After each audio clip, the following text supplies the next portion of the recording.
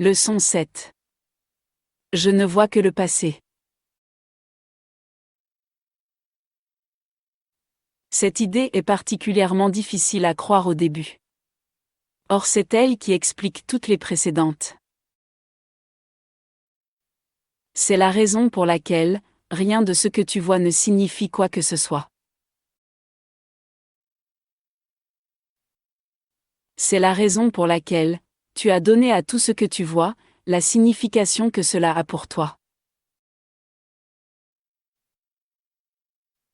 C'est la raison pour laquelle tu ne comprends rien de ce que tu vois. C'est la raison pour laquelle tes pensées ne signifient rien. C'est la raison pour laquelle tu n'es jamais contrarié pour la raison à laquelle tu penses.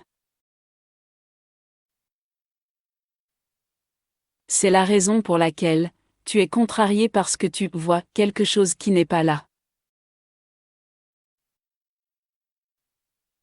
Les vieilles idées sur le temps sont très difficiles à changer, parce que tout ce que tu crois est enraciné dans le temps, et tu n'es plus à l'écoute de nouvelles idées à son sujet.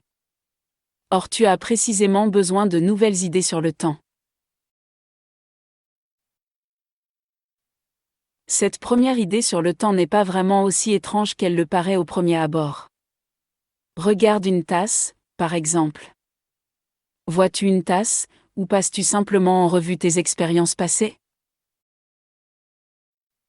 Prendre une tasse, avoir soif, boire dans une tasse, sentir le bord de la tasse sur tes lèvres. Tes réactions esthétiques à la tasse ne sont-elles pas, elles aussi, basées sur des expériences passées? Autrement, comment saurais-tu si cette sorte de tasse va casser si tu la laisses tomber? Que sais-tu de cette tasse, excepté ce que tu as appris dans le passé? La vois-tu donc réellement, cette tasse? Cela est également vrai de tout ce que tu regardes. Admets-le en appliquant l'idée d'aujourd'hui, sans faire de distinction entre les choses qui attirent ton regard.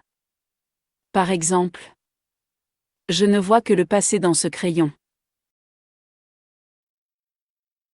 Je ne vois que le passé dans ce lieu. Je ne vois que le passé dans ces corps. Je ne vois que le passé dans ces visages. Ne t'attarde pas sur une chose en particulier, mais souviens-toi de ne rien omettre volontairement. 3 ou 4 périodes d'exercice d'1 minute suffiront.